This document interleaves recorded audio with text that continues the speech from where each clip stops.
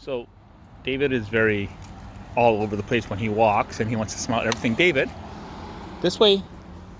Okay, hi silly boy. So you see how he goes all over the place, right? He's back and forth like a little puppy, right? See his movements. So the key is to teach him that there's no rush, is one, to walk slow, so that way he can realize that we're not in a rush. David, right? And to keep him from going all over the place is to keep him on the sidewalk when that's necessary, right? So what I'm doing now is just letting him go all over the place, doing whatever he wants. No, right? And then I'm going to stop in different areas. You're okay, David. David, this way.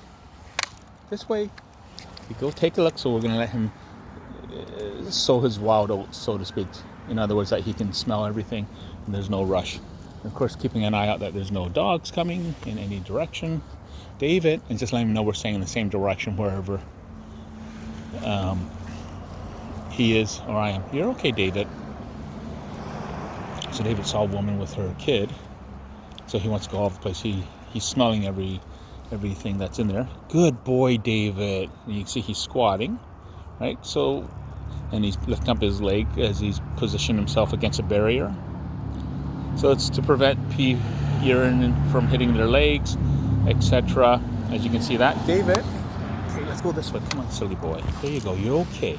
So we're going to just calm him down. We're going to walk a few feet ahead, and then we're going to stop again just to let him know that there's no rush. So here we go. Right? David. David. And then this way, just walking. David. David. Just letting him walk 5 or 6 meters, feet at a time. You're okay, silly boy. He wants to see you out there. There's nothing there. Okay, let's go, silly. And then we'll go up to this next set of bushes, and then we're going to stop as well. And when there's people coming, 2 kids, and they stay in the area, keep them on track. Right? See, he checked in. He wants to go on. See, no, David. So we're not going to let him get past too far of a point. David, thank you. And then there's somebody coming with their dog. David, you're okay. All right, so we have a dog coming along. Lady's going to cross a thing. There you go, David. Hi, David. So he sees a dog way down there. There's a dog. Wait, David. Way down there. Oh, she's crossing.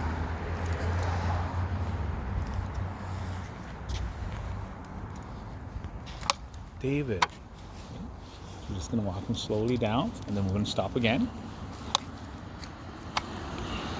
So he knows, see, he sees a dog down there, so as long as he knows there's no rush. David! So he thinks there's a problem because he's getting pulled, so then I just stand still, and then he realizes, oh, wait, okay, I got pulled back not because the dog was coming and it was a danger, but I just got pulled back because I'm not supposed to. But David! David! Okay, thank you, David. Okay, calm down. Calm down, silly boy. Right, he's looking for a dog still. Here you go. Okay, wait, please. Right, and he wants to look back there. We'll look back there, David, and he looks back. As when I look back, then he realizes I'm watching his back, and I'm turning to my back again. See, and as I turn to my back, you see his head turning back as well, because he hears the direction of my voice. Okay, let's go, silly, and we're gonna walk a few more feet. And you see how David, the hackles are up on him. So then he realizes, oh wait, yes, we're going to have to stop again. David. Hi, silly boy. Right? His natural urge out of insecurity is to go pee. It's a confidence issue, not a self-esteem or self-worth, but a self-confidence issue. Hello, silly boy, and self-confidence. Hello, silly boy. And now he thinks by coming back to me that we're going to get going. Hello, silly boy. Give me a hug. You're so silly boy. You're okay. You're okay, David. Let's go, silly boy. David, see? All right. So let's walk a few feet. We're going to walk a few feet. David. So you see he's not wandering around as much, so he knows that we're actually pausing to smell things, to look around. David. We're looking behind, and he's looking in the same direction. You're okay, David. So we just reassure him every once in a while, just touching him, letting him know that he's safe. That he's all right. David, you're okay, silly boy. Give him a little bit of hug. Hi, silly. Give him a little big hug. Hi, silly boy. He's going to look to the left when I look to the left. Saw that? David.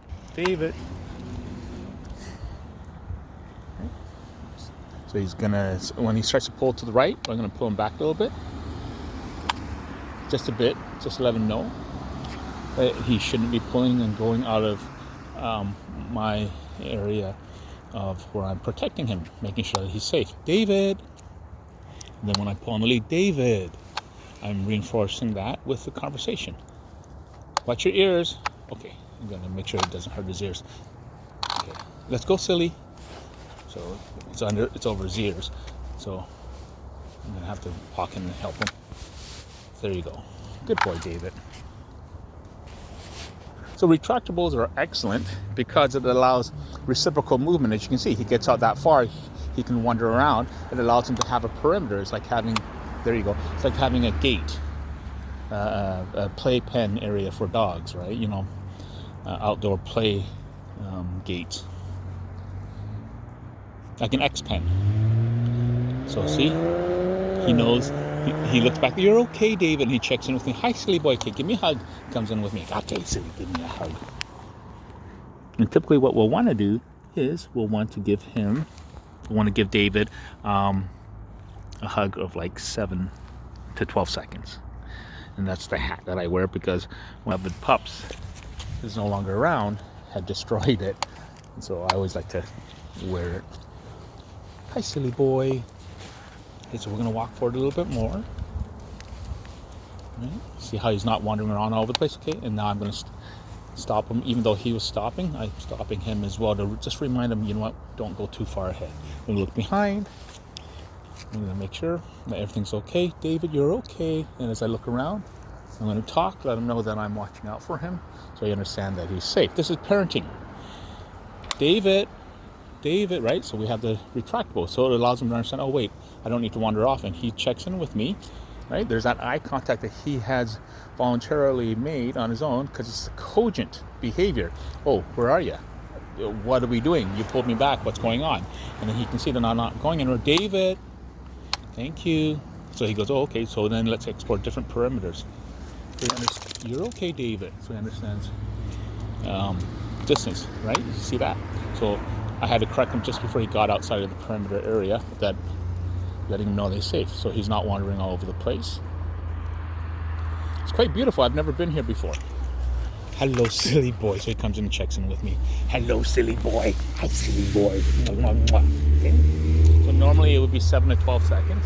Then we're going to move forward as I look behind me, and so he sees that, right? And I'm going to stop. And then make sure that he doesn't pull out of the perimeter of the lead. So it's a 26-foot, 8-meter lead. So we have people coming behind us. David. There's a church over there. Wow, that's really a beautiful construction for a modern church. He's going to be here. He sees the people. David, you're okay, right? So he doesn't even really check in with me because he's assuming that I'm keeping an eye. And if he maintains too long of eye contact, then that disrupts his ability to also keep aware of everything else that's going on. So there's 2 people coming in from behind us on our left. We're going to move him forward. Okay, David. So I'm going to move forward because as we approach it, we don't want him to think that there's something wrong with the people that are coming. So we just walk a bit, okay, and then we stop. Slow down, please. So he's going to look over there. So yeah, you see that? We see the behavior. Hello, silly boy. David, come here, please. So we're just going to pull him over here. David, come over here, please. You're okay, silly boy. And we're just going to walk him forward like an incidental movement. Let's go, silly. Want to go over this way? So he's going to keep an eye on those people. As you can see the direction he's looking. As these people come along. And so now he's going to pretend not to pay attention to them because I'm paying attention to them. David, you're okay. See how he's looking out of the corner of his eye? So we're going to stay this way. Okay. And he goes to avoid. You're okay. You're okay, silly boy. So then he becomes concerned as they pass by. So we want him to feel that he's safe, so that way he doesn't have to concentrate. And again, he starts to purposely offset his concern. Hello, silly boy. David. Okay, there we go. So somebody's on the bike. Oh, what do you got on your face? What's that on your... Ooh, get that leaf off. David. So, yuck. David. David, what's that on your face? That's so drooly and gross. Okay, good, it's dropped off. So we're gonna go forward a bit. And then, now we're all over into an intersection. So this is a wildlife intersection. Wildlife corridor that we're on, right? When we're walking, it's a wildlife corridor. And then we're into an intersection because there's 4. So it's just a nice, easy, David, nice, easy terminology. So this way it allows him to understand that he's okay. Let me fix this here for a second, David. Okay. David. Because it's flying down to the base of his neck. Okay, so we're just going to slow him down a bit. Everybody likes to stop and watch David. David. David. So we're just keeping an eye. You're okay. We're okay, David. Right? So he doesn't have to worry about people. He can see the guy down there who's walking away from him. Us who walked. Right? David. So now he's getting a little bit concerned. You're okay, silly boy. You're okay. You're okay, silly boy. Hi, silly boy. Hello, Mr. David. Big guy. You're okay, David, right? There we go. Wait, David. So we're going to let him have some time to figure things out. We wait after releasing from the hug. And then we're going to go, okay, let's go. So we're going to look to the right-hand side to see whether or not there's traffic. We may cross to the left, I'm not sure. So there's a dog across the street. So we'll walk to our right-hand side just to affect exposure for David. So there's a lab on the left-hand side. Right. There you go, David. Come on, silly boy. Hello, Mr. David. So he's concerned about smaller dogs, not larger dogs. David, you're okay. Come on, silly boy. Right, so now he's concerned. David, come here. Give me a hug, silly boy. David, give me a hug. Right, you can see him getting a little bit concerned. Hi, silly boy. Give me a hug, silly boy. Hello, silly boy. You're okay. You're okay. Hi, silly boy. There you go. Slow down. Slow down. Come on, David. Right, so you can see him about to make a different change in behavior by giving him, David, give me a hug. David, right, he's now concerned because now it's an emotionally contextual, complicated behavior. Give me a hug, silly. You're okay. So you can see the dog over there, and he's shaking now. You're okay, silly boy. Good job, silly. Good job. So we're going to watch his paw, whether or not it's going to shake. There it is. You're okay. You're okay, silly boy. You're boy. Hello, silly boy. So there we go. You're okay, David, right? So he's concerned now. Hello, silly boy. Okay, silly boy. So now we'll let him wander around a bit. Slow down. Slow down, David. So now we got to reset him so he doesn't get upset. There you go, silly boy. Okay. So we got people on the bikes. He's not really that concerned about bikes. So we'll just correct him from pulling through. And then that way he can kind of have some time. Hi, silly boy. Okay, we're just going to walk slowly. Slow down. Slow down. Okay. Let me get him on this way. There he goes. Hello, silly boy. You're okay, right? Slow down. Slow down. Slow down. Slow down. Good boy, silly. Give me a hug. Give me a hug, silly boy. That was so good, silly boy. You're such a good silly boy. Such a good silly boy. So we just give him about 7 to 12 seconds. You're okay. You're okay, David. This is the kid basketball playing over there. okay, silly boy. Okay. You're okay. Hello, silly boy. All right, let's go. So you see some people over there. Slow down, please. So we want to bring in the retractable so it gives him that time, that realization that we're not going past this point again, just to reinforce. Right, so that's with the retractable. We're going to go forward again. Let's go, silly. Okay. Slow down, please. Slow down, please. So this way, again, he has his urgency, so if he knows we're taking time, then he's not going to be as concerned about rushing everywhere. Okay. So David's watching, see how he's knuckling over on purpose? Because again, it's a conscious behavior of his end. It's a level of cogency that he possesses. Now, there's a small little dog over the left-hand side that's coming towards us, right behind that white car. And we're going to go this way. Okay, you're okay. So he sees the white dog. These people are heading over here on purpose, I suspect, because they think it's cute to see a big dog with a little dog, which is not always a good thing. So we're going to have a little bit of an issue here. Hey, you're okay.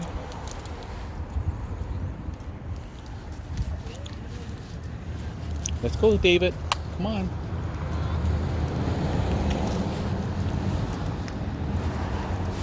So they walked off. Slow down, David. Slow down. Slow down. You're okay. So he checked to see where that little dog went. You okay? Stop. Stop. So now he was a bit right because David is concerned about that little dog that went by. You're okay, silly boy. You're okay. You're okay, David. So I look behind me. You're okay, David. You're okay. See? And I looked up. So then I look back. See? So what happens is when I look, he's concerned and not feeling protected by me. So when I look to one direction, he's going to look the other direction as cover. And then when I look back in the same direction he's looking, he looks opposite direction because he doesn't trust me to protect him. So then what I do is I then follow his lead by being contrary directions or opposing directions on him. And then I keep turning my head back and forth. So then he knows that I am looking at all times. You're okay. See? So when I do that, you're okay, David. Then he can go put his head back. You're okay. Hello, silly boy. And then you're okay, David. So wait, David. Okay, good job, silly boy. And then we're going to walk. So he's not as frantic now as he was before. You're okay, David. And then we're going to stop him again. Oh, look, it's Christmas lights, Mr. David. So we're going to, David, slow down. So we're going to let him, you're okay. So he stopped to see whether or not there was danger behind us, which is what we did on the previous road. You're okay, Mr. David. You're okay, silly boy. So then we'll watch his timing, and there's a rhythm, right? Every dog, every human being has a rhythm and timing. Just like some people like classical music, some people like rock and roll, so do dogs have different rhythms. So we're just going to go forward on his impetus because he started walking forward. So this gives him a little bit more confidence knowing that, oh, wait, I've got your back and I'm following and I am paying attention to what you're doing as well while you're walking to the human side of things. And we're going to look behind us because now we're in the... David, you're okay. David, come here, please. Right, so he's concerned another wildlife intersection. Okay, so he comes back, doesn't know what I want from him. So we're giving him hello, silly boy. You're okay, David. You're okay, silly boy. And look to my back. And if you can see, it's all on an angle. Right, so there he goes. You're okay, silly boy. So we're just gonna wait. You're okay. He looks behind him. David. Yes, David. Right? So then this way he knows he's not in danger. You see how he's looking at wildlife intersection? Concern as usual. So this is how we keep him calm and safe and feeling all right. And the calm of the voice. He is 180 plus pounds, so he has quite a pull on him. Slow down, please. So it's always important to give him the level of confidence that he feels. You're okay, silly boy. So he looks here. He came towards me on the other side of my body on purpose. So that gives me the comprehension that he has more of a control of his emotions now because he is looking more than just a singular or a narrow envelope of concern. So we're looking to the left here because there's a guy wearing dark. It's hard to tell. And we're just going to wander down and stop him again in a little bit. David. Hello, Mr. David. So then when I say it, you see he turns sideways. And it's not because he's scenting. It's because he's paying attention to what is going around him with my voice. In other words, when I say something, he's checking to see what I'm talking about too. David, you're okay, right? So you see there's no full angle. David, you're okay, right? Right, as in, right, sorry, as in like, see, he's going on the other side again. So you're okay, David. So he is looking around on that angle of vision, either peripheral or directly, to see what's going on. Hello, Mr. David. So now, then this also teaches him that by stopping on a frequent basis, it's normal. If we see a dog coming along, like we saw those 3 dogs now, different sizes, oh, no big deal. Who really cares? We're stopping normally. Whereas in the past, people would stop with a dog that's got behavioral issues. David sees an elephant there and he thinks it's real. You're okay, Mr. David. He wants to inspect the elephant. No, you can't go in there. Sorry, silly boy. Then we have another intersection, which is this alleyway. And then we're just going to go, David, you're okay. David. Right, so David, so he sees the alleyway, sees a person there. David, you're okay. And then we're going to slow him down a bit. I'm going to walk him back because it's getting dark and I'm getting a little bit cold because I did not dress warm enough for this weather. You're okay, good boy, David. So he pees. I look to the left, I look to the right, I look to the left and right to make sure that no one's out here to attack us while he's going pee. You're okay, David, right? So there's the urgency and the anxiety that fits in on him. You're okay, silly boy. David, give me a hug. Give me a hug. Give me a hug, David. He goes, okay, why am I getting called in for a hug? Is there danger? Hello, silly boy. But so what I'm giving him is a hug just because. Hello, silly boy. There's a kid coming on the left-hand side. Hello, silly boy. There we go. We're going to flip it. Hi, David. Hello, silly boy. And I'm going to slowly stand up. There's a little kid over there. And he's going to watch the kid. David. There we go. Slow down, please. Slow down, please. Sorry, see? So what he's doing is obfuscation of his concerns by looking in the direction, by obfuscating it by looking downward, by sniffing things in that direction on purpose. There he goes. You're okay, Mr. David. Hey, David, let's go. Let's go back to the car. Come here, please. David, let's go. Let's go. Thank you. And so we're going to walk slowly back so he knows that there's no urgency. Hello, silly boy. And he looks at the kid. Hello, silly boy. You're okay. So we're going to stop here. We're going to give him some decisions as well, as in cognitive, cogent decisions. This leash is pulling the collar's sitting too low on his throat because his head is so big. David, and because the leash, the collar is 2 inches wide, which means that it's more likely to create friction, resistance, inertia, whatever. It's big enough to prevent the collar from turning. If it was a 1 inch, it'd be easy to swing across because there's less surface traction or resistance. We're going to slowly walk him. You're okay, David. So when he looks behind, we're going to look behind. I'm looking behind. There you go, David. You're okay, silly boy. So he's getting a little bit concerned, as you can see. So slow down, please. Thank you, David. Thank you. You're okay, silly boy. So I use the ratchet side to slow the leash from returning quickly. This way it slows it down. The noise is also good because it allows him to learn, oh, wait, if I hear a sudden noise, it's actually nothing to be concerned about. So he's wandering around because we're on the sidewalk, so we're going to stop him for a bit again. There's cars there. David. David. Thank you, silly boy. You want a hug? Okay, give me a hug, silly boy. When we're looking at the door. Hello, silly boy. We're looking to the direction that he's looking. He can see a kid down there. He can see a guy walking over here. So we want him to understand that he's okay as we're walking. There's a person coming. So he knows that he's okay. He doesn't get scared. You're okay, silly boy. See, he's concerned about where that guy's going. You're okay, silly boy. You're okay, David, right? He's like, well, why is the guy walking in this? You're okay, silly boy. He's like, why is this guy walking in this odd direction? There you go, silly boy. And he sees the guy back on the sidewalk. So he understands pattern, right? You know, Dogs understand what is an acceptable or anticipatory conduct of people, animals, everything, right? We're able to memorize patterns. So he understands in a visual perception, anticipatory of what people will do. And see, he saw the guy walking up and down here. He can smell where the guy walked as well. So he wanted to see, wow, why did he go there? What was he coming from? Did he kill something? Is he hiding something? Does he have other people around him? Are there other threats or whatever? David. So we're going to just stop him down here. Okay. David, you're okay. Calm down. Slow down. Okay, let's go out of the way. Okay, out of the way. Slow down. Slow down. Oh no, we're just training him on leash. Sorry. Okay, no Yeah, worries. sorry.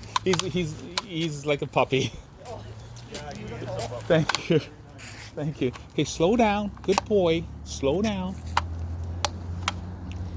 There we go. So we keep. I also keep. Okay, go pee.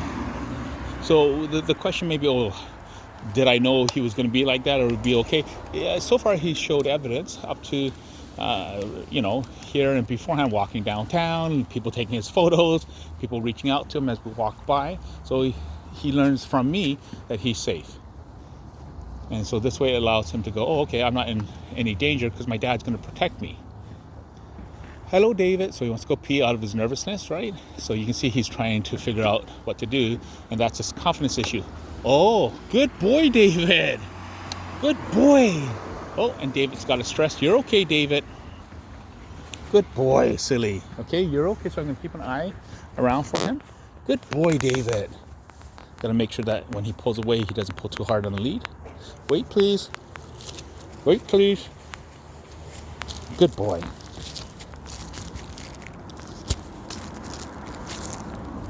Wait, please. Good boy, David. You're okay. Looking around for danger. Okay, wait, please. So we're going to pick up his poop. Wait, David. You're okay. Wait, David. There we go. Poop is picked up. And we're actually going to drop in this guy's green bin. Okay, so let's go over here. Come on, David. Come over here. Right, so now we're in a different area. He's like, well, where are we going? It doesn't matter. There we go. Okay, you're okay. Slow down. Slow down. Right, so he's look to the right-hand side. David. So this is where we want to slow him down again, right? So he's like, wondering where we're going. No, leave it. Leave it. Leave it. Stop. Stop, David. Don't worry. You're okay, David. David, you're okay. You're okay. You're okay, David. You're okay. You're okay. You're okay, David. You're okay. You're okay, David. You're okay. So he's letting me hold him. You're okay, David. You're okay. You're okay. So we're just gonna calm him down. Relax the body because he was pulling on me, so now we relax. Good boy, silly. Good boy, silly. You're okay. So he's on alert. And so by being calm, you're okay. He's looking all over the place now. So we're gonna give him some time. You're okay, silly boy. So now he's relaxing because he starts to sniff around now. You're okay. You're okay, David. You're okay. There you go, silly boy. I'm gonna switch the camera. There you go, silly boy. So we're gonna stop and let him have time to look around. You're okay, David. You're okay. Okay. He's looking to see where the other dog is. So we're gonna understand, David, you're okay. You're okay. You can see the dog down there. So that's scared. David, you're okay. And he wants to see where that guy was going because he has curiosity about people. So that's the other thing is, when that person wanted to touch David, I also let David know that I'm protecting him in case they do something mean to him. So that's why I also limit the amount of exposure. But anyways, back to that point, before seeing the rabbit and all that stuff, is letting him know that he's protected at all times. And back to the same protocols again, just stopping. Hello, silly boy. Hello, silly boy. Hello, silly boy. You're okay. So he wants a hug. So we're going to give a hug. You're okay, silly boy. You're okay. Right, gonna look around. You're okay, silly boy. He wants to see if the German Shepherd's coming back. So he was fine. He was fine until the German Shepherd barked at him, as we saw. You're okay, David. So we're shifting tone. You're all right. And he's looking around. Oh, good yawn, silly boy. Cognitive dissipation, as I said, in regards to emotional overload or processing, and he pulled away. So I'm gonna pull him back here. Hey, silly boy. You're okay. You're okay, silly boy. You're okay. So you're okay, silly boy. So it's a cognitive dissipation depending on the type of emotions he's feeling. Then the yawn is going to be structured physically in a different manner. There's different ways of yawning. Either it's a cognizant, controlled behavior of the yawn, or somewhat mid-conscious behavior. How he yawns. When we look at the structure, you're okay. So we're just going to touch his body. You're okay, silly boy. You're okay, silly boy. Here we go. You're okay. So we're just going to re-engage with him again. You're okay. I'm going to look to my right. You're okay, silly boy. So then there we go. Hi, say. Okay, let's go. Go right. Good boy, David. Okay, slow down. So you see how he lets me correct him really quickly, because his anxiety is picking up and he just wanted to have reassurance, like reaching out to touch your partner's hand if she's afraid. You're okay. So we hear the little kid screaming and crying. So we're going to go forward a little bit. So now it's a time where people are going to be out there walking with their dogs. So we have to be cautious. David. So we're going to be a little bit more firm and stern because he's now familiar with the area. So there's kids across the street with a little dog. You're okay, David. So he sees a dog over there. So we're going to go. David, no. Okay, let's go, silly boy. Slow down. So he sees that little dog across the street. There you go. You're okay, David. David. David. So he's concerned. So we're going to stop him. David. David. Okay, stop. Stop. Okay, you're all right. So we're going to give him some time. You're okay. You're okay, silly boy. Right? So there we go. So we're going to let him feel safe. Hi. We're going to give him time to let him feel safe, right? Going to slow him down. You're okay, David. Right? So we're always going to keep talking to him. Slow down. You're okay, right? So he's alert for that other dog. You're okay, David. David. Boop. See how alert he is? So he didn't know what the action was behind him because he was understanding the predictability of my behavior. David. Thank you. So he's understanding the predictability of my behavior at all times. And of course, I'm remaining as calm as possible. It allows him to understand, oh wait, there's no urgency. So now he's trying to see where the little dog went, because he can't see past those cars, and so he's searching to see whether or not, and the reason why is because obviously he doesn't have prey drive, because he didn't really care about the rabbit. So in other words, it's a self-preservation, a concern. So he's got, David, David, hi silly boy. So then we use a more happier tone for him, David, and keeping that slow pace as before. And then I'm going to stop and give him a bit of a hug in a little few more feet. David, off the street. Thank you. So when he gets close to it, it's gonna be like, come on. Okay, so we're gonna give him a little bit of a hug. Can you stop, please? Okay, stop, please. Give me a hug. So we're gonna give David, hello, silly boy. You're okay, David. Look behind me. So he is 180 plus pounds. Good to see the yawn is different than the yawn previous to that. So this one is a bit more consciously controlled. There you go, silly boy. And there's somebody out on. So we're just going to slow him down. Going to walk casually with him, and then he feels casual. So we are walking back to where we came from in the same direction. So he understands. They say, and then there's somebody else walking down here. Okay, get your head out of there. Thank you. I'm just going to slowly walk with him. And you see somebody in the car. No, you're not going for a car ride. So he thinks Bobby Joe's in there because the car shape is familiar to Bobby Joe's black Ford Explorer. So he has memory retention, long-term memory retention, because you can see all the other vehicles that are like that. He doesn't really care. He never went up to them. He saw that one in there because there's something in there, the lights were on, and it's a similar shape. So it is how dogs process visual aspects of it is going to be rhetorical and redundant appearances. And so there's a little kid running across the street, the lady with the dog. David. So the kid's David. So you can see the little dog over there. David, you're okay. You're okay, silly boy. So I'm just going to hold him. He can see the little dog across the street.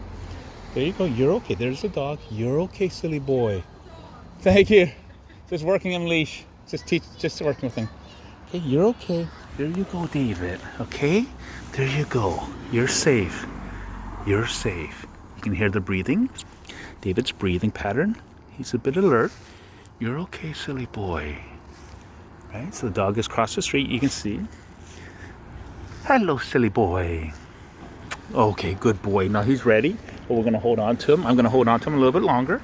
You're okay. He's just moved his back leg a little bit to readjust his position.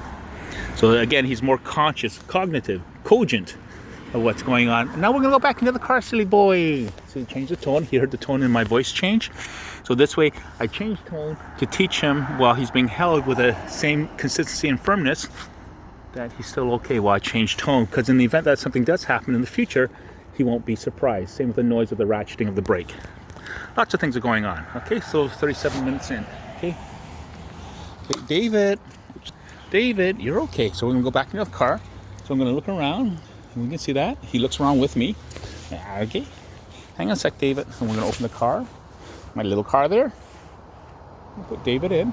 You're okay, David. Right? So we're just going to go for a car ride, silly boy. Let's go. No, this way. This way. Thank you. Okay, slow down. Stop. No running. Okay. I'm going to put him in the car. Okay. There you go, silly boy. Okay, get in. Thank you. Let's take your collar off. All right, so I'm going to spend a few seconds with him. You're okay. Good boy, David. So I'm going to give him some time. Because, again, it was a big event in an unknown area. So it's a lot for him. And then we have a car that's speeding down here. So he's going to see this car. Here comes the car. And then we're going to let him know, David, you're okay. He's going to see he looks away. So we're going to let him know that he's safe. Good boy, silly. Okay, watch your head. Watch your head. Thank you. And then he's concerned that I was going to leave him. So I get into the vehicle. Good job, silly boy. Good job, silly boy. And on the way home. Bye-bye, everybody. I just want to say it's really that easy, that simple, and that straightforward to teach a dog that they can be safe, that they can trust us to protect them, that they know if there's an issue, that their human is protecting them. Anytime you have a dog that is angry or aggressive or whatever it is, it's because they feel unprotected. So David comes in from the Amazing Tales of Freedom Canine Rescue down in I think Kentucky or Indiana. Bobby Joe Becker runs it, and he's 2.5 years old. It was named before his name was Gryffin. And so what is happening is, so we have somebody coming walking by here. So we're letting David, you're okay. David, you're okay. You're okay, David. You're okay. So we're letting him know. We are letting him know that I'm seeing what he's seeing, right? So he's concerned now. You're okay, David. Open the window a little bit, let him have some air. Okay, so David / Gryffin. Oh, so she's a delivery driver. So here we go again. So David, you're okay. You're okay. So the lady's walking by. There she is. David, you're okay. So I let him know that I see her. You're okay, David. Hello, silly boy.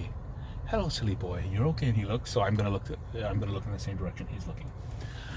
So David, formerly known as Gryffin from Tales of Freedom Canine Rescue. 2.5 years old now. From the age of 6 months, he's 180 pounds, 180 plus pounds, because you got here when he was about 170 pounds over 2.5 months ago, weighing 170, and he's on raw diet, etc. So he's at least over 180 pounds because he's eating literally 4 pounds a day.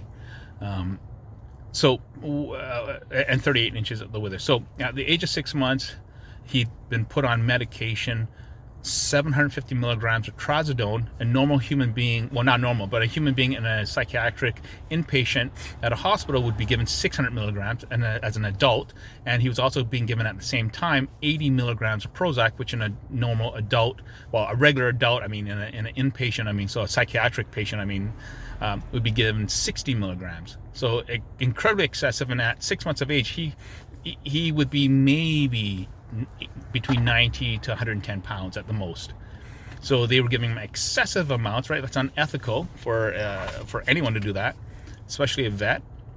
And instead of finding someone who understands behavior, and again, there's no one in North America or in the world that can do what I can do, because David was turned down by every giant big dog rescue org in North America. All of them turned him down because he has had 16 attacks on people, 16 bites, as well as obviously significant dog issues, etc. He's pulled people off their feet trying to get at other dogs, a whole bunch of stuff. And then he was sent around 6 months of age, I guess, as well, to a canine police dog handler in his state, who was supposed to be really good and is training all these police dogs and all stuff. And he drives these big 4x4 showy 4x4s, which reflect the small penis thing. Of course, I'm going to say that because let's face it, we all know that. And so this guy shouldn't be in the business of training dogs, even puppies, because what he did is he's brutalized David. David was on a prong collar, more than likely also probably on a shock collar as well. These are brute force devices that you don't need to use if you know what you're doing. He didn't know what he's doing, but then, you know, the police don't know right or wrong when it comes to dog handling because they're being taught by idiots. So this guy created a lot of issues. A very strong suspect that he also made David quote unquote submit while other dogs were around him, because David has a significant concern about small dogs. The big dogs is one thing that you saw with a German Shepherd, because he started barking at David first, and you saw David's reaction time was almost 2.5 tenths of a second reaction time, right? We can see the timing. So he actually stopped himself, but then realized, okay, I can't control myself, I'm gonna let go. So then he went that way, and then I was able to correct him, and he allowed me to correct him after the solid movements, and he understood that I wasn't letting him get past the lead, etc. So it's still evident, aside from all that stuff, still evident that when he was being on leash and most likely muzzled, because he's used to being muzzled, and his head is always scratchy in the morning, which means that he is used to sleeping with a muzzle on as well. It shows to me that David was made to submit. I'm going to show this thing here. David was made to submit and to let other dogs around him. And so that does nothing other than make him feel even more afraid, because, oh my gosh, I'm being done like this, being muzzled and forced to submit while other dogs are around me, dogs that I'm afraid of that will attack me. Especially if you get bitten by a small dog, it hurts more because the little teeth are sharper and it's a harder bite, and it's faster because they're smaller and faster, whereas a big dog usually bites a bit harder in the sense of to disable and kill, whereas a small dog bites successfully and quickly, depending on their pattern structure, to warn and or create an offensive deliberately. So for David, then he's going to be concerned about being bitten, etc. So what ends up happening is that concern of his resides in him at all times, because now it's like this human being who is supposed to be protecting me, this dumbass canine police dog handler who's supposed to be protecting me, but instead he put me into a position here, and what am I going to do, because I can't trust him either. So then it expands, extrapolates into more profound psychological concerns overall, because then again, if he is around a human being that he feels is similar to that personality, or an environment or circumstance that is similar to that personality, then David will then freak out again, even more so, because like, oh my gosh. So that's the case. Getting back to the thing is, so David's got 16 bites on him. Nobody would take him. Master dog trainers wouldn't take him. Nobody would take him because they were afraid that he was going to hurt them, possibly kill them. And of course, there's always that concern. And of course, David has dog aggression, as you saw. You read on Tales of Freedom Facebook page that he has these issues, which is typical. It's normal for dogs to have that type of aggression anyways, in the ones that I deal with. And he's like a V8 on my scale, V9, but now he's down to, as you saw, the V4. That's it. He's at a V4, maybe a V5 because of his weight and size, but he's at a V4 in my opinion. So he's an average dog now in regards to dealing with issues, and then going to continue working with him, and he'll be less and less, and then eventually we'll be able to walk past other dogs, and he'll be like, oh, whatever, right? So trying to deal with 2.5 years of his life like this, it doesn't change in 2.5 months, which has been 2.5 months, 3 months almost, but it'll take a few months for him to stabilize. It's the same thing as if somebody is in a horrific car accident. It's going to take that person, it's going to take you many, many, many months to get over the trauma of being in a car. And even after years of being in a car and getting over the trauma of being in a car accident, if you were in a near-miss situation, immediately the trauma is going to come back to you like a thunderstorm, hurricane, full force at you. And it revisits all that PTSD that you had thought you were over with. So same thing with David in his processing of what's going on. We see he has a very strong long-term cogent memory when he saw that black Jeep Cherokee that looks like a black Ford Escape, which is what Bobby Joe has. So all these things correlate, right? So he has the structure, the psychology is all proven in that sense of in live versions. And we see his behavior is not prey-driven. He's friendly with people. He's been taught by his handlers or families to be afraid, and that they cannot protect him. So we see that part even when that German Shepherd went. He was able to be calmed down. Even when I'm hugging him, he has more power than I could handle if I was not paying attention. And so I'm able to hold him. I'm not pushing down on him. I'm holding him sideways, laterally, so he can jump and buck and do whatever he wants to get out of my grip if he wanted to, and he's not. Let me just see if you guys can see this. So instead, he is still letting me protect him. So that's why it's super duper important to always let your dog feel safe. So an angry dog, an aggressive dog, any kind of dog wants to be protected, wants to be safe. So when you hear trainer behaviors or PhD or any of these dumb, silly people that say, oh, never give a dog, a fearful dog, an aggressive dog, etc., a hug, they're idiots. There's so many of them on TikTok and Instagram that are talking about, oh, don't give a dog. They have no idea what they're talking about. And the reality is, if any of these fools were to work with any of the dogs that I work with, those fools, the top-rated trainers and all that stuff, and the people with 500,000 followers and all that stuff, like Southampton Animal and all these idiots, would be killed by the dogs I work with. And they wouldn't be able to handle a dog like David, especially in such a straightforward understanding of his root psychology of behavior. And so this is what we need to do, is to show these dumb people that everything that they're teaching people is wrong, and they should be out of the business, and they should perhaps be walking dogs, or working at at Walmart or somewhere where there's less stress and less need for them to be giving wrong information out to people. These people are of poor comprehension, miscomprehension. They don't understand what they're talking about, and they are leading the entire industry down the wrong path. And idiots like Dr. Ian Dunbar, Dr. Rebecca Ledger, Dr. Claudia Richter, Griswold, and all these other idiots out there in the dog training industry, academia, are all wrong. And the point is, If they were right, if they knew what they were talking about, then they could have easily, they would have went, yeah, we'll take David, we'll take Tonka, Walter, Nero, we'll take Lincoln, we'll take those dogs, because all these dogs have been shopped around before they came to me, and everyone turned them down. That's why they came to me. So all these people turned them down. Dr. Ian Dunbar turned down Tonka from the Southampton Animal Shelter, which is quite affluent in New York. He turned him down, stating he was afraid that Tonka would kill him or his staff. And that's Tonka, who also has attacked 16 people in New York, partially blind and partially deaf from being beaten so hard in the head by one owner. He went through 7 homes in less than 14 months. So he was surrendered at about 5 months, was at the shelter for 14 months. So by the time he was 19 months of age, he went through 7 homes, and 6 of those homes beat him, including, again, being beaten so badly that he was partially blind, partially deaf. He's attacked a child in the face. He dragged a shelter worker into his kennel to try to kill her, inflicting significant wounding on her. Lots and lots of really bad things that Tonka Walter had gone through that then stabilized him, so then he becomes a happy pup now. And then when it comes to Gryffin, like Nero, we got that issue with Nero.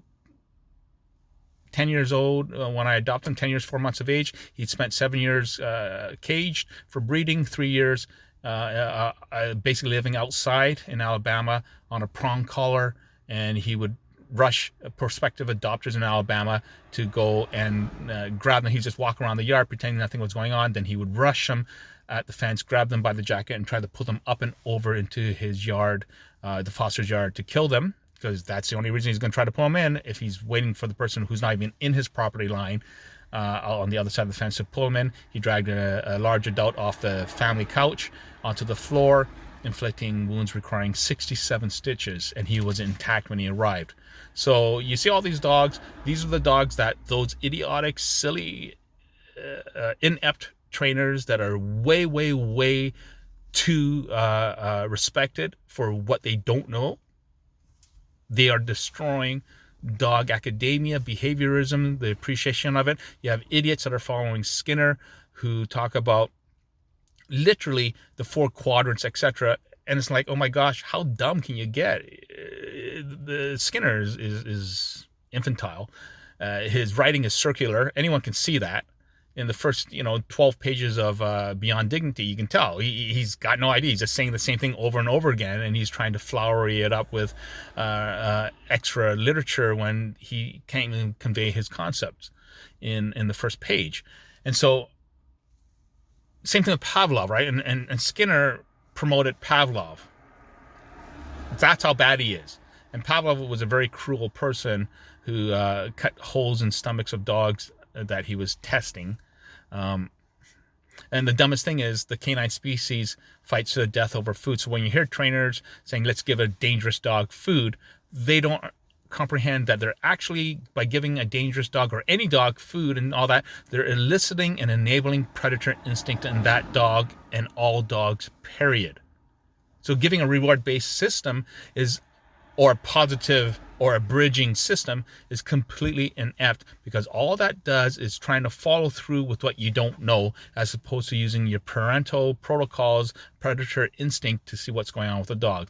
And that's, again, proven with what I just did with David and with all the other dogs that I've worked with. Every single dog, 100% progress rate. I've never turned down any dog, no matter how dangerous, no matter what their size. And I actually actively look for extremely dangerous dogs weighing over 150 pounds, at least 35 inches in the withers, with at least 6 to 9 attacks on people. I prefer at least a dozen attacks on people, but those dogs usually end up getting killed.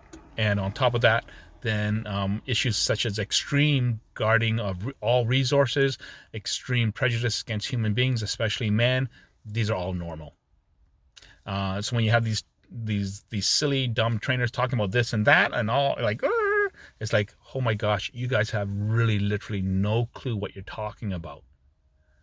You are part of the blind leading the blind. You are talking about not giving dogs hugs because then it coddles them. It's because you don't understand. And maybe because you weren't loved enough, or maybe you were loved too much as a child. But dogs are overt codependents. Humans are covert codependents. So dogs absolutely love, and they are egocentric in the behavior of the rudimentary processing of emotions and logic. So the comprehension is there. It is structured to that relative point of comprehension as like a child. But the misconception on the academic side is how that processing is going on. They're not understanding it's a relative scale of dilution in regards to human cogency. Anyhow, long story short, you saw what happened with Mr. David. Hello, Mr. David. And he knows his name. And it's contextual. It's understanding the dog's processing. It's letting him know that he or she is safe with their human being, and that the human being will protect them, and that the human being will talk him down off that ledge. And it's that simple. Hello, Mr. Silly Boy. All right, I'm going to let you go. Thank you.